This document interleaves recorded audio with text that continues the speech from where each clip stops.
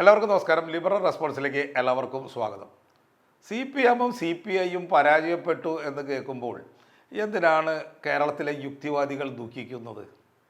നമ്മൾ ചരിത്രം പരിശോധിക്കുമ്പോൾ മനസ്സിലാവുന്നത് ആദ്യകാല യുക്തിവാദികളൊന്നും മാർക്സിസ്റ്റുകൾ ആയിരുന്നില്ല എന്നാണ്. മാർക്സിസത്തെ പറ്റി ആദ്യകാല യുക്തിവാദികൾ അറിയുന്നുണ്ട്. കാരണം 1910 തന്നെ സ്വദേശാഭിമാനി രാമകൃഷ്ണ പിള്ള കാറൽ മാർക്സിനെ പറ്റി ഒരു പുസ്തകം എഴുതുന്നുണ്ട്. പോത്തേരി കുഞ്ഞമ്പുവും അതുപോലെ തന്നെ സഹോദരൻ അയ്യപ്പനൊക്കെ ഈ കാര്യം അറിയുന്നുണ്ട്. മാർക്സിസം എന്താണെന്ന് അവർ മനസ്സിലാക്കുന്നുണ്ട്. MC ജോസഫ് അറിയുന്നുണ്ട്. പക്ഷേ അവർക്കൊരു കാര്യം മനസ്സിലായി, ഇവിടുത്തെ പ്രശ്നം അയിത്തവും ജാതിയുമാണ്, അത് പോകാൻ വർഗസമരം കൊണ്ട് കഴിയില്ല എന്നവരന്ന് തന്നെ മനസ്സിലാക്കി. ഇടതുപക്ഷ അനുഭാവിയായിരുന്ന കുറ്റിപ്പുഴ കൃഷ്ണപിള്ള പോലും മാർക്സിസ്റ്റുകാരൻ എന്നറിയപ്പെടാൻ ഇഷ്ടപ്പെട്ടില്ല. പിന്നീട് C. കേശവൻ എന്ന ഒരു യുക്തിവാദി ഉണ്ടായി. വിപ്ലവകാരിയായിരുന്നു. അദ്ദേഹം കോൺഗ്രസ് പാർട്ടിയിൽ നിന്നുകൊണ്ടാണ് മുഖ്യമന്ത്രിയായത്.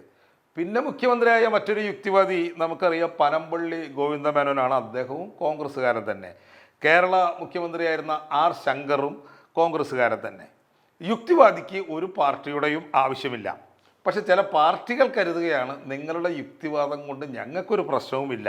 അങ്ങനെ കരുതിയ ഒരു പാർട്ടിയാണ് കോൺഗ്രസ് പാർട്ടി.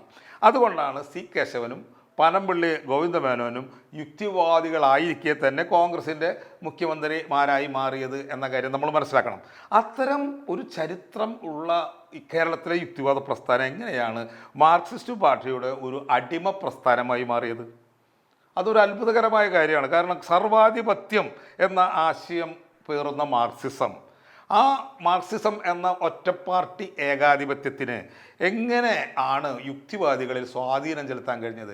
എങ്ങനെയാണ് മാർക്സിസത്തിന് മുദ്രാവാക്യം വിളിക്കാൻ സ്വതന്ത്ര ചിന്തകരായ ഒരു മനുഷ്യനെ പ്രേരിപ്പിക്കുന്നത്? ഓട്ടോമാറ്റിക്കായി ഒരിക്കലും ഇത് സംഭവിക്കില്ല.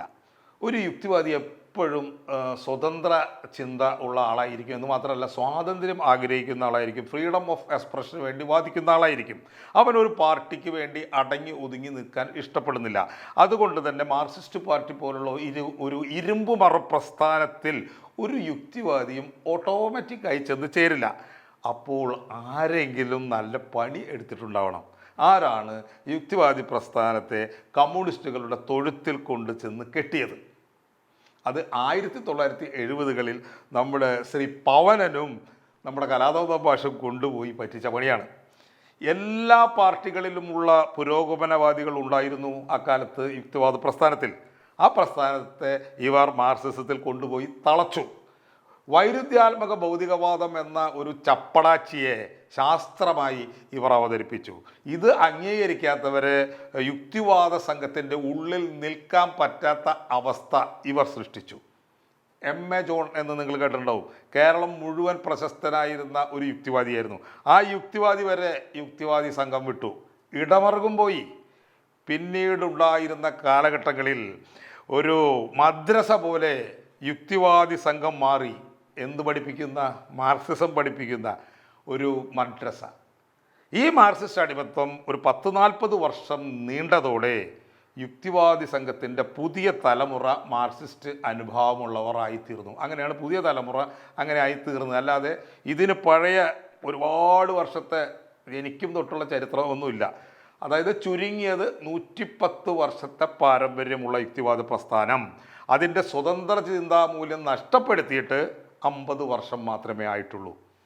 എന്നാലും ഈ 50 വർഷം വലിയൊരു കാലയളവായതിനാൽ ഇന്ന് യുക്തിവാദി സംഘത്തിൽ പ്രവർത്തിച്ചു കൊണ്ടിരിക്കുന്ന ഒരു വ്യക്തി വിചാരിക്കുന്നത് യുക്തിവാദത്തിൻ്റെ ഒപ്പമുള്ള ഒരു പാക്കേജാണ് മാർക്സിസം എന്നാണ്.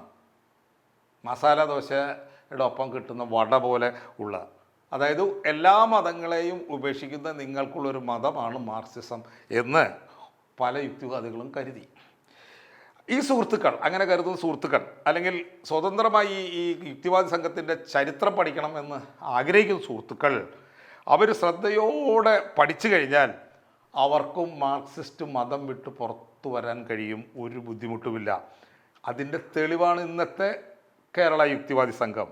ഇന്ന് മാർക്സിസത്തെ ചോദ്യം ചെയ്യുന്ന എത്രയോ പേർ ആ പ്രസ്ഥാനത്തിലുണ്ട്. അവർ പറയുന്നു, ഹിന്ദു രാഷ്ട്രം സ്ഥാപിക്കാൻ നടക്കുന്ന ഒരു സംഘി യുക്തിവാദി പോലെ തന്നെയാണ് തൊഴിലാളി വർഗ രാഷ്ട്രം സ്ഥാപിക്കാൻ നടക്കുന്ന ഒരു കമ്മ്യൂണിസ്റ്റ് യുക്തിവാദിയും. അവരുടെ ഈ വാദത്തെ ഒരിക്കലും ഒരു യുക്തിവാദി സംഘത്തിനും തള്ളിക്കളയാൻ പറ്റില്ല. ചുരുക്കി പറഞ്ഞാൽ ഇടതുപക്ഷം എന്ന വ്യാജപ്പേരിൽ ഇവിടെ 10 വർഷം ഭരിച്ചിരുന്നവരെ കേരളം ചവിട്ടിപ്പുറത്താക്കി.